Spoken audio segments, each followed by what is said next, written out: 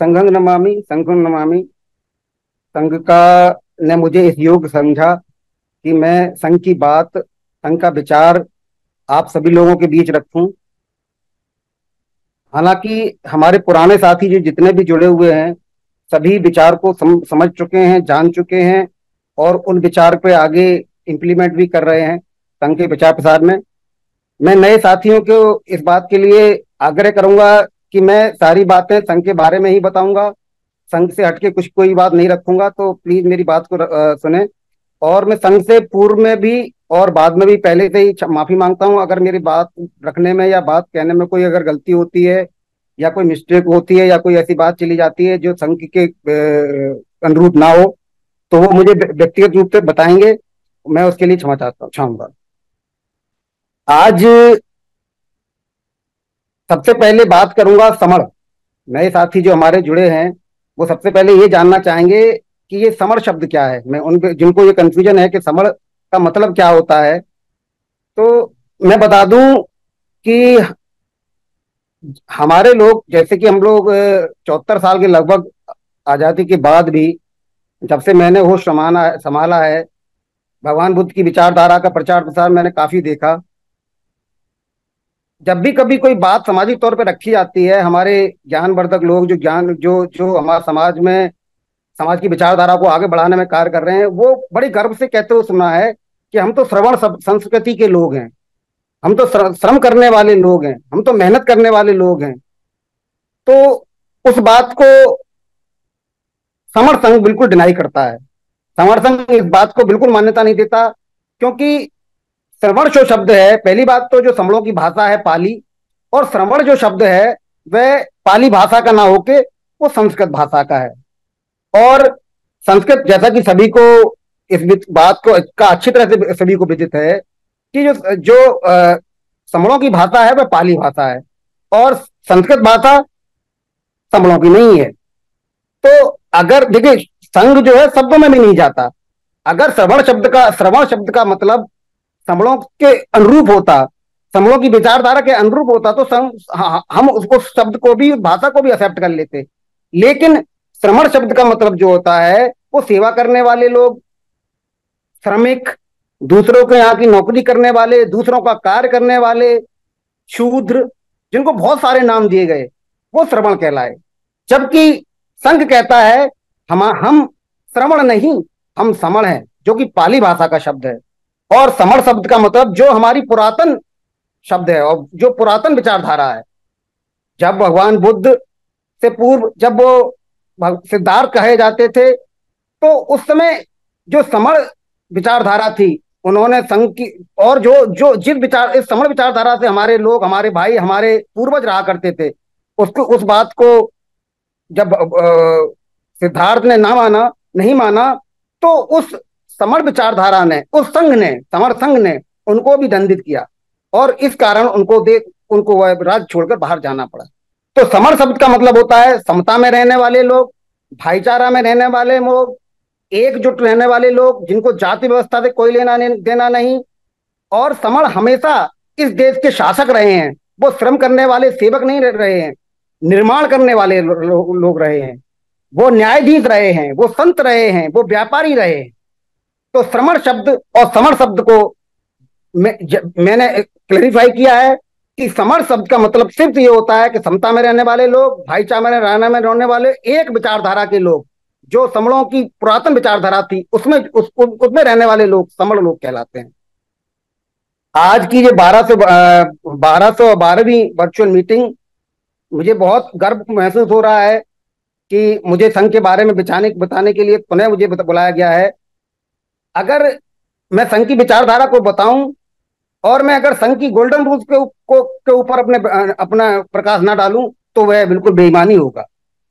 ये जो समर संघ है, ये इसका जो आधार है, जो मुख्य इसको फाउंडेशन कह सकते हैं, नींव है, वो इसके गोल्डन रूल्स हैं।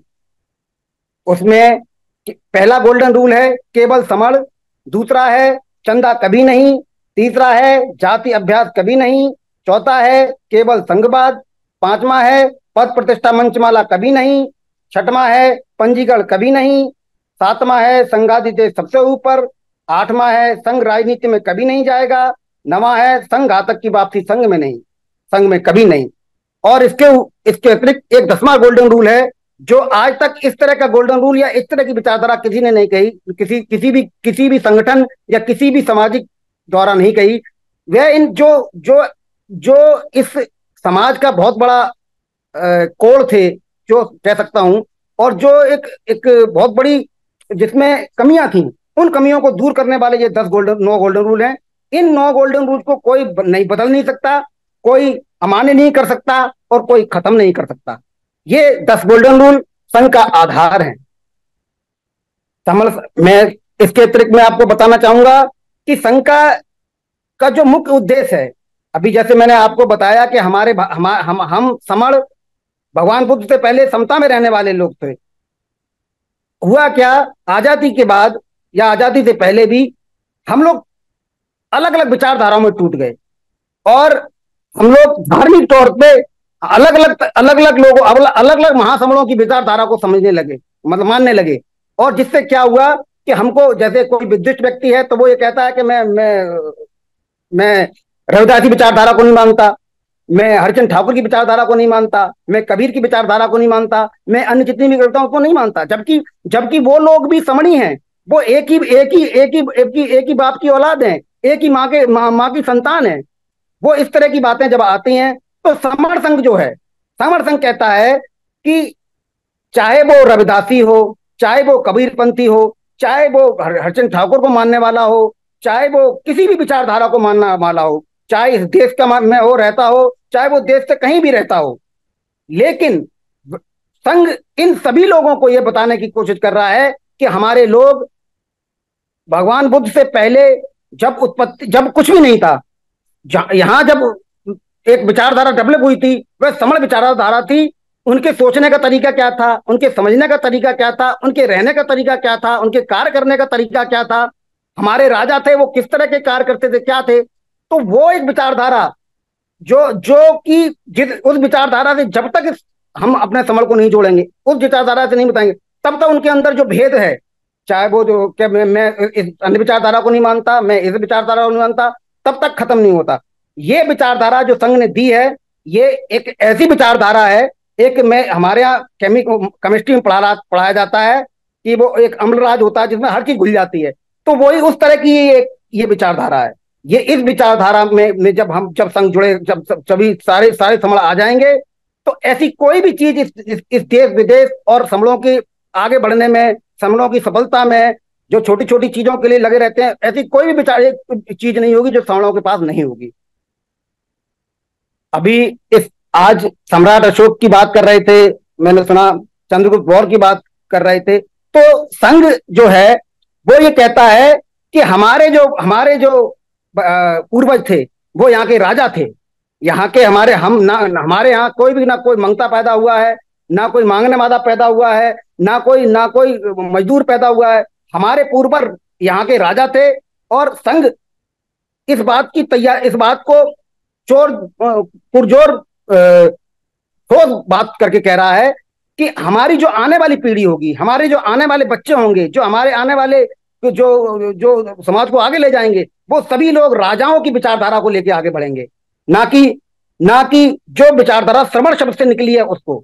हम जब अपने खुद को, सारे संघ में जितने भी कार्य होते हैं वो केवल हमको स्वावलंबी बनाने में, हमको अपना सेल्फ कॉन्फिडेंस पूरा पैदा करने में, हम लोगों को एक ऐसा ठोस विचारधारा कि हम किसी के आगे हाथ ना फैलाएं समण, हम किसी के आगे मंगते ना बने, हम किसी के आगे भीख ना मांगे, इस विचारधारा को डेवलप कर रहा है। हमारे बच्चों में ये विचारधारा जाएगी तो हम आने वाली पीढ़ी हमारी एक राजाओं की तरह रहेगी और राजाओं की तरह आगे बढ़ेगी।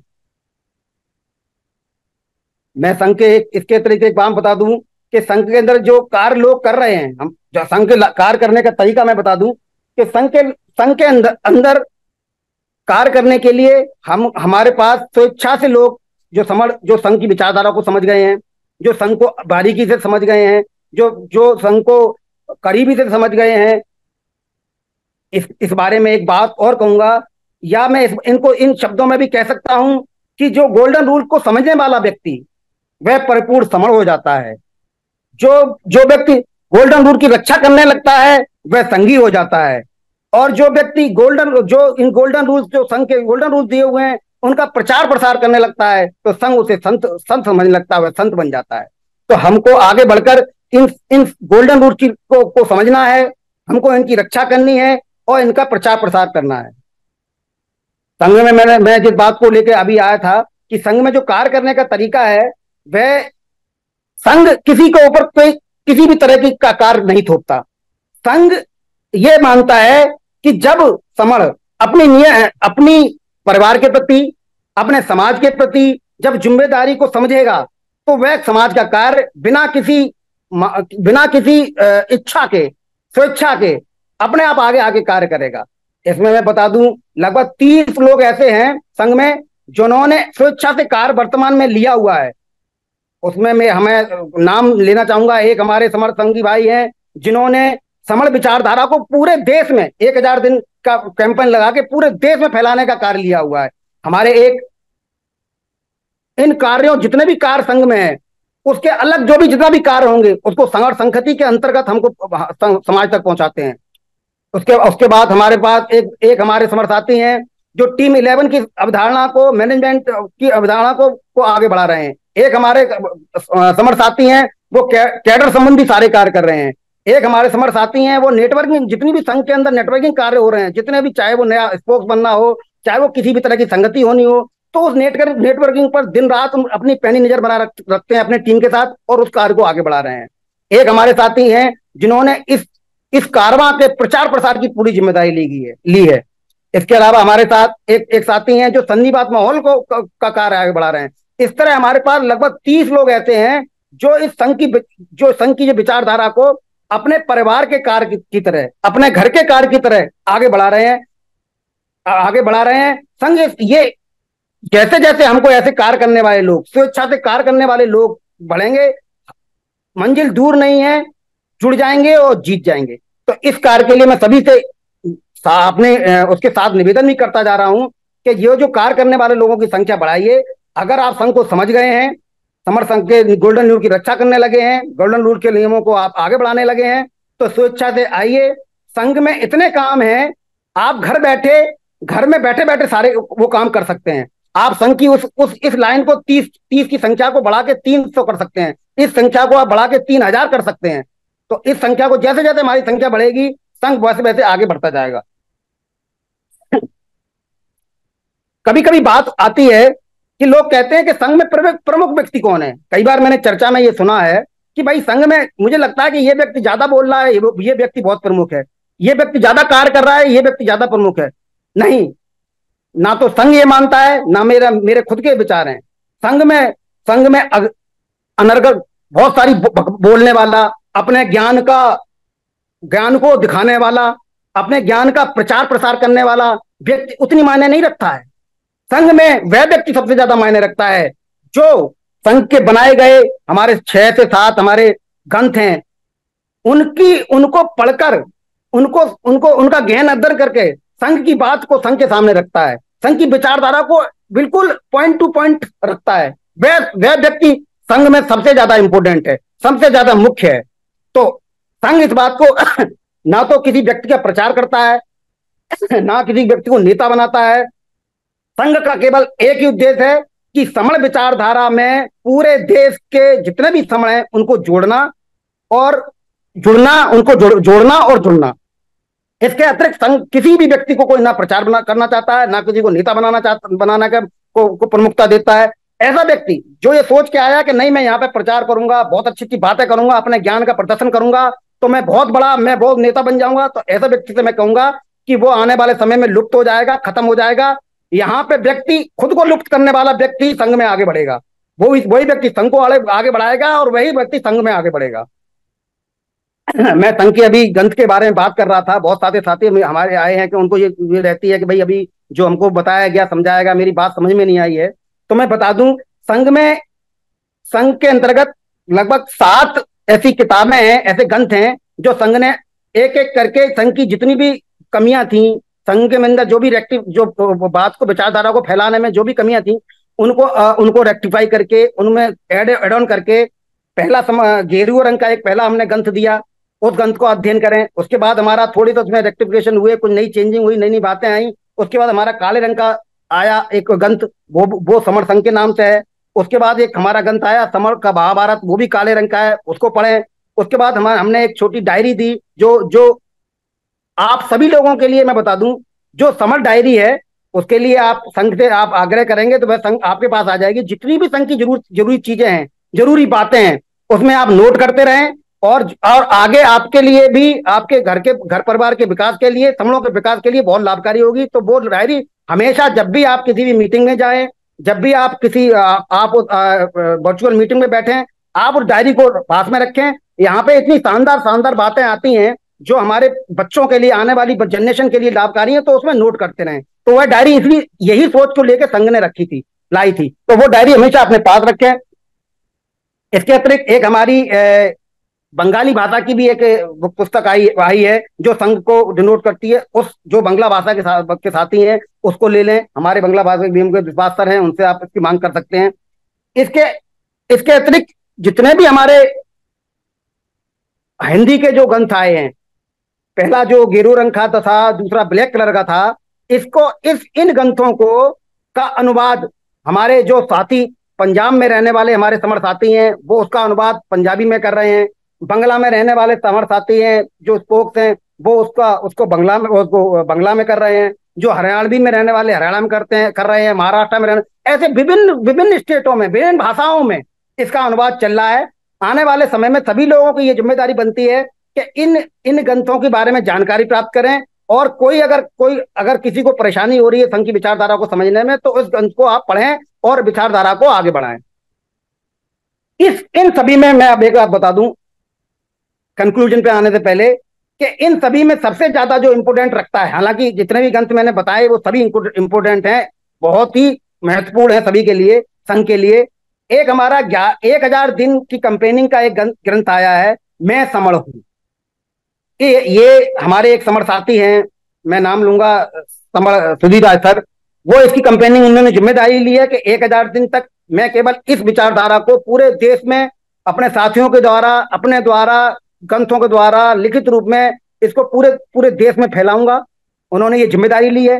तो मैं ये बता दूं, आप जब इस ग्रंथ को पढ़ेंगे, मैं समर हूं, तो आपको बहुत ज्यादा चीजें समर के बारे में जानने की, समर संघ के बारे में जानने की जरूरत नहीं पड़ेगी। बहुत छोटा सा ग्रंथ है, बहुत छोटी, गिने चुने, शायद मुझे 25 से 30 के लगभग उसमें पेज है, मैं पेज थोड़ा सा भूल रहा हूं।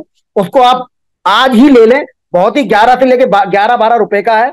आपको उस संघ ने ये जो कंपेनिंग शुरू की है 1000 दिन की, ये जो ग्रंथ आपको बताता है कि संघ जो है विचार नहीं देता, संघ आपको पहचान देता है।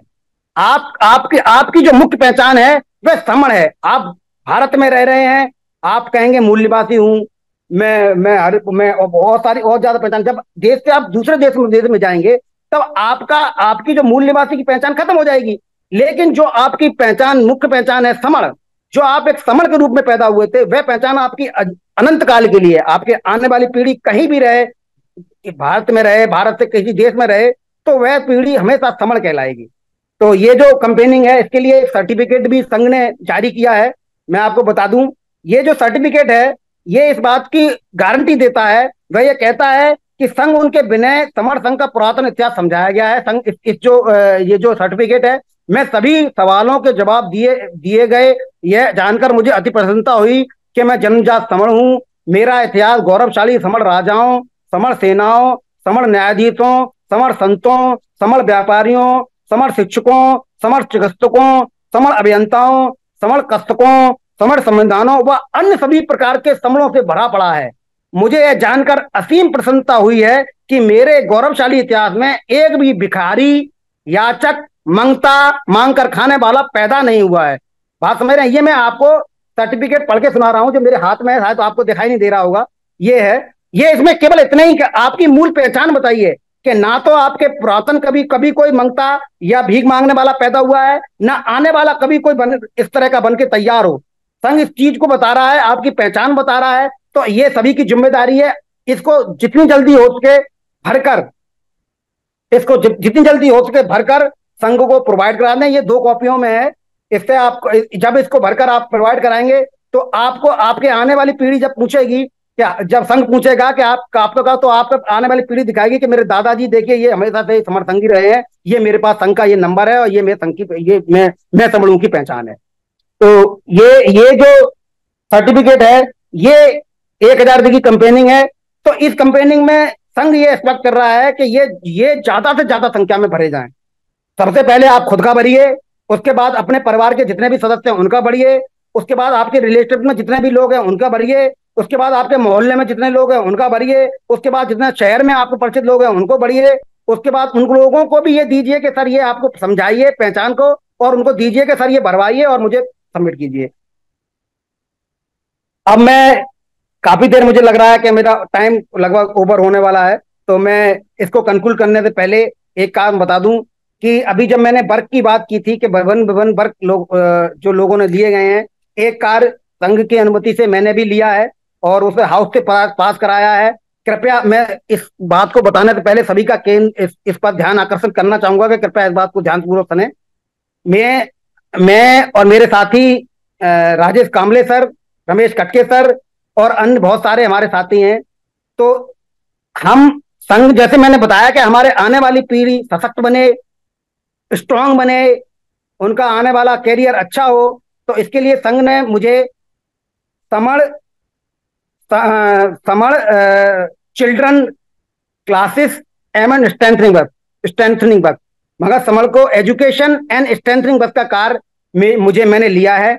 इसकी क्लास अभी सभी लोग नोट कर लें इस बात को कि इसमें जो हमारे 5